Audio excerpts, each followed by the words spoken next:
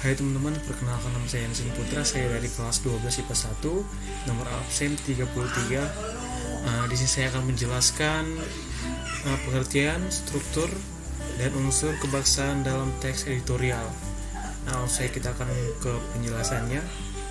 Yang pertama, pengertian teks editorial. Teks editorial adalah artikel berada pada kolom dalam surat kabar yang berisi pendapat atau pandangan suatu media terhadap satu peristiwa berita yang bersifat aktual atau yang sedang hangat menjadi bahan perbincangan di publik atau yang lagi viral. Pendapat ini dapat berupa dukungan, pujian, kritikan, ataupun cemooh yang menjadi sikap dari institusi media massa. Kita ke struktur teks editorial. Struktur editorial terdiri atas bagian-bagian, di antara lain pernyataan pendapat atau tesis. Pada bagian ini penulis menyajikan pendapat atau permasalahan dari topik yang diangkat. Pendapat ini akan diperkuat dengan beberapa teori dan fakta. Selain itu, bagian ini juga bertujuan agar pembaca dapat berkonsentrasi untuk memahami atas permasalahan yang sedang dibahas. Di dalamnya, penulis juga memberikan pendapat yang berusaha agar pembaca dapat mengikuti arah berpikir si penulis. Yang kedua, argumentasi. Bagian ini adalah bagian yang paling utama dalam teks editorial karena menyajikan opini yang berlandaskan data dan fakta untuk memperkuat apa yang dinyatakan pada bagian pembuka. Pada umumnya pendapat yang berseberangan dari pendapat penulis juga disajikan.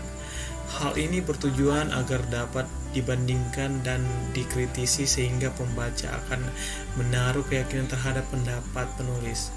Selain itu, bagian ini juga memaparkan pendapat para ahli ataupun hasil penelitian dari berbagai macam sumber yang bertujuan untuk memperkuat argumentasi penulis. Yang ketiga adalah kaidah kebahasaan dalam teks editorial. Kaidah kebahasaan dalam teks editorial terdiri atas beberapa unsur, antara lain adverbia. Adverbia atau kata keterangan yang digunakan dalam teks editorial dengan tujuan agar dapat meyakinkan si pembaca. Adverbia yang digunakan pada umumnya berupa adverbial kuantitatif seperti biasanya, sering, kadang-kadang, jarang, sebagian besar, dan sebagainya. Adverbia ini digunakan dengan tujuan mempertegas argumentasi si penulis. Yang kedua, verba material. Verba material adalah salah satu jenis verba yang dinyatakan siapa yang dibicarakan atau subjek melakukan suatu perbuatan, pekerjaan, ataupun aktivitas yang dapat dilihat. Penggunaan verba ini bertujuan untuk menunjukkan bahwa apa yang dinyatakan penulis untuk memperkuat argumen adalah perihal fakta. Contohnya menulis, menangkap, mengenakan, menyelenggarakan, dan sebagainya. Yang terakhir, konjungsi. Konjungsi merupakan kelas kata yang berfungsi untuk menghubungkan baik antar kata, antar frasa, maupun antar kalimat. Berdasarkan fungsinya, konjungsi terbagi menjadi 3: konjungsi intrakalimat, konjungsi antarkalimat, dan konjungsi korelatif. Konjungsi intrakalimat contohnya sedangkan, tetapi, melainkan, dan sebagainya.